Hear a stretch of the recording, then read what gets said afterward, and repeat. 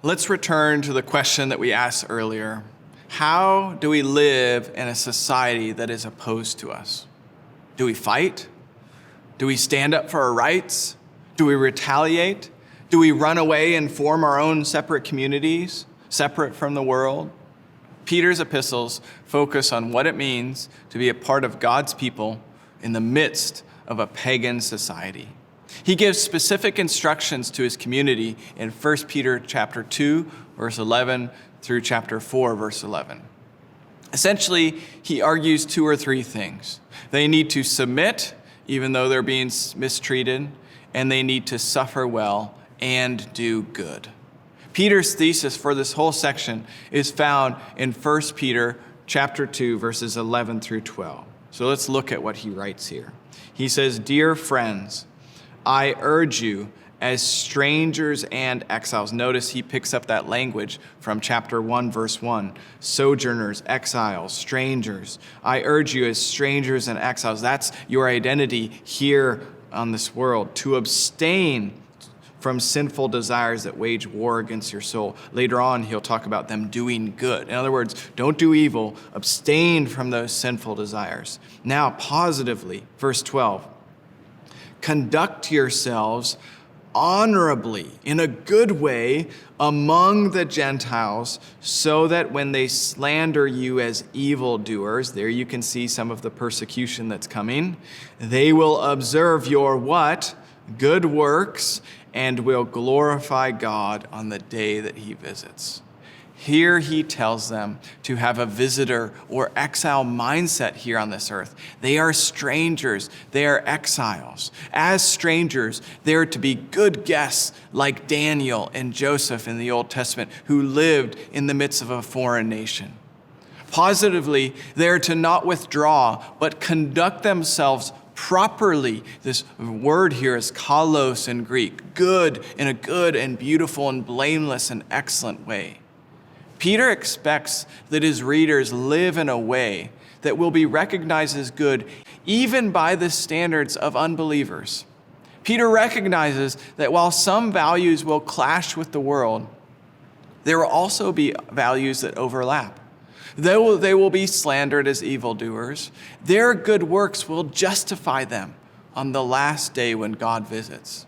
Peter then applies this to various relationships with non-Christians. Citizens are to submit to the government. Slaves are to submit to their masters. Wives are to submit to their husbands. And in all of these relationships, he's speaking about submitting to unbelievers even. And husbands are to respect their wives. Acting properly or honorably means submission. So let's look more closely at what this means in terms of how Christians are to interact with pagan or unbelieving governments. Peter calls them to submit to governing authorities, to respect and honor them, but also to not rely on them, to not find our identity in the governmental system. You can see that in chapter 2, verse 13. He begins with his command. Submit. So how do you act good among the Gentiles in a good and beautiful and excellent way? Well, here's how you do it. Submit to every human authority because of the Lord, whether to the emperor as the supreme authority or to governors as those sent out by him to punish those who do what is evil and to praise those who do what is good. To submit means to voluntarily yield to the authority of another. And it's the same word that is used in 2:18, 3:1, 3:5, 3:22, and 5:5. Again and again, he says, how are you to act? You're to submit. What this means is that loyalty to Christ does not equal rebellion against the government. And remember, he is speaking to those who live under the Roman Empire. The Roman Empire was full of corruption, and on almost every level, worse than our governing system, at least here in America. Often, when we read these verses, we say, well, they don't know the situation of our governing authorities and how awful and how corrupt they are. And I don't want to get too gory, but the Roman system was way worse. Their methods of execution were absolutely brutal. They sewed people inside of animals alive. They buried people alive. They, as we know, crucified people. And Peter doesn't let them get off the hook. He says, submit to all human authorities, whether high ones or low ones. Notice he says, to the supreme authority, the emperor, the Caesar, or to lower authorities, to governors. Now, why do we do this? We do this because of the Lord. That's kind of a cryptic, small statement. But it probably means the same thing as in Romans 13, 1 through 2, which says, because no authority exists outside of God's will. God has appointed these authorities. Therefore, in submitting to them, we are submitting to God. So we are called to submit. But he also, notice, calls them every human, or in Greek it would be created authority. Therefore, he doesn't raise them up on a pedestal and say we need to worship them. He reminds us that they're only created or creaturely institutions. They are only humans. Now, that might seem obvious, and it might not seem like a big deal to us, but we need to remember that Roman emperors were deified and worshiped in what is sometimes called the emperor cult. The coins that Jews used daily had a bust of Caesar asserting that he was the Son of God. So we submit to them, but we don't worship them or pledge our ultimate allegiance or loyalty to them. They are only human authorities. As Psalm 146:3 says, don't put your trust in princes, in the Son of Man who cannot save. And maybe we think we're different than them, but we too are tempted maybe to worship our rulers who we like and give them too much authority in one sense. Peter goes on in 2:14 to explain the role of the emperors, of presidents, of politicians. What do they do? What has God sent them to do? They are sent out by him by God, to punish those who do what is evil and to praise those who do what is good. In other words, governing authorities order society. They enact justice. They pursue peace in society. God uses politicians to do good. So let me say this very clearly. An institution doesn't have to be a Christian institution to do good. God blesses the world consistently through non-Christian institutions. He does so through families, schools, businesses, and we should be the first as Christians to joyfully support such things for the benefit of humanity. God has given us governing authorities to order our society, and that is good. That's part of the reason we submit to them. Yes, because God has appointed them, and also because they do good. Verse 15 continues to explain why Christians are to submit. For it is God's will that you silence the ignorance of foolish people by doing good. Doing good is not likely here private acts of purity, but rather public deeds that are recognized by the larger society as good. Martin Luther, who has a way with words, said it this way: Christians are like manure. When they are gathered all in one place, they stink.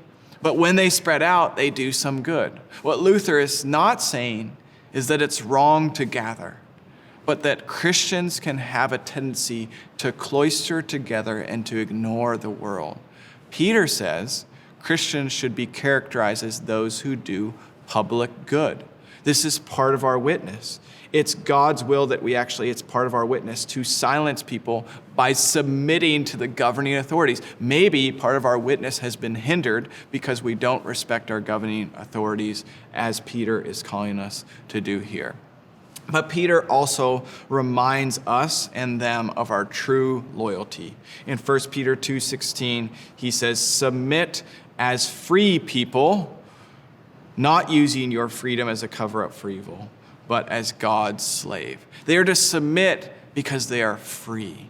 They are God's slaves. Remember, the emperor at times required worship. And Peter says, you are free because you serve God. He is your master. So in submitting to them, you're actually declaring your freedom in God.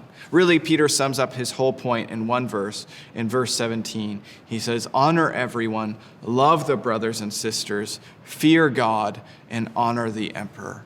Notice how this verse is structured. We are called to honor two groups on the end, a kind of ABBA structure. We are called to honor everyone and the emperor. And we are called to give special recognition to them and respect. We compliment them. We treat them with respect. We're patient with them. We ask questions before we accuse. That's what it means to honor someone. And while it might seem shocking that the one who would die under the Roman Empire's sword commands them to honor the emperor, he also brings the emperor down to size by saying they should treat the emperor as everyone else. Notice what he says here. Honor everyone and honor the emperor. In other words, you treat the emperor like you treat everyone else. You honor all people.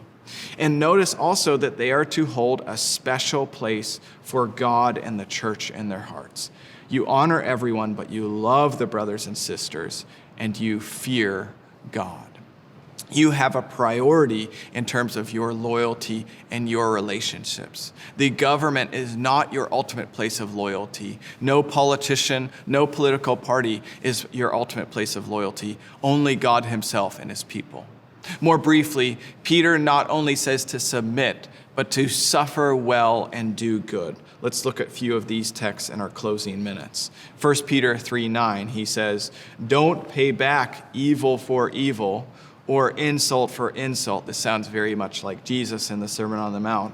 But on the contrary, giving a blessing, since you are called to this, so that you may inherit a blessing. In other words, when they persecute you, you will want to lash back out at them. And he says, no, be a blessing and return to them. Do good to them. And I jump down to verse 13 through 14. Who then will harm you if you are devoted to what is good?